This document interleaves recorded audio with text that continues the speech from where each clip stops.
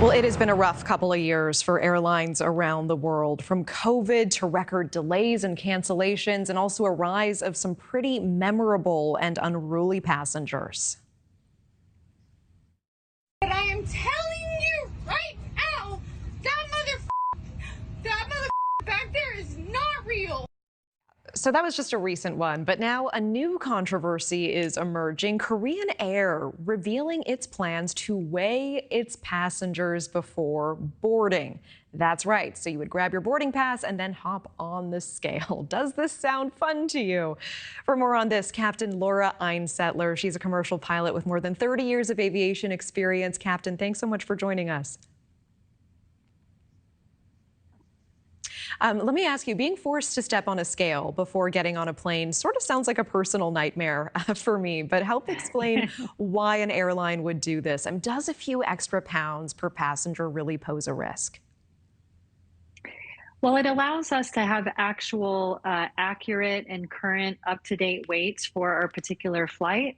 There's many factors that weigh in, pun intended, such as, runway length. We have density, altitude, depending on the altitude of the airport, air densities, like I said, weather conditions, things like that. So when we have the more accurate weights, we can make better decisions about our aircraft performance. Can airlines keep people off a flight if they are deemed too heavy, or is this new policy just a way to collect data? It's a combination of several things. What it really boils down to is when we have two very powerful engines and we lose an engine on takeoff, we have to be able to climb out away on that single engine. So that's really where that aircraft performance becomes so critical.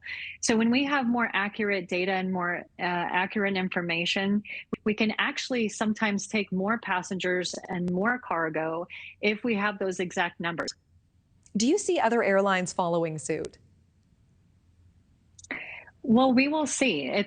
There's different regulatory agencies that make those decisions as to if they're going to use assumed weights. A lot of times here with the FAA, we have assumed weights for the summer and assumed weights for the winter time. We also have incorporated carry-on passenger additional weights to include in that. So we'll see. We'll see how people take it with Korean Air. I know personally it's a tough one sometimes to think about, but when you think maybe we can have more people, more passengers, hopefully that would actually help people be more on board with this. And I do want to turn to one more aviation issue that is coming to light this week. There's a new report from the Washington Post that says that nearly 5,000 pilots hid medical conditions so that that could potentially impair their ability to fly. Does this surprise you? And in your extensive experience, were you ever aware of pilots potentially concealing a mental or a physical issue that would impair their ability to pilot? Well, I think a lot of these numbers, based on the research, only 600 out of those 5,000 were particularly pertaining to airlines specifically.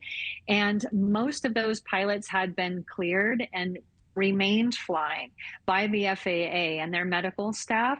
I think there was only 60 that actually were reprimanded and grounded at that point.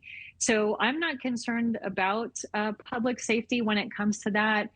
Most of these pilots are in situations of flying charter or corporate, and it had a lot to do in some cases with the VA and cross-referencing those records. All right, Captain Einsettler, I appreciate your insight and time. Thank you so much for being on the show. Thank you.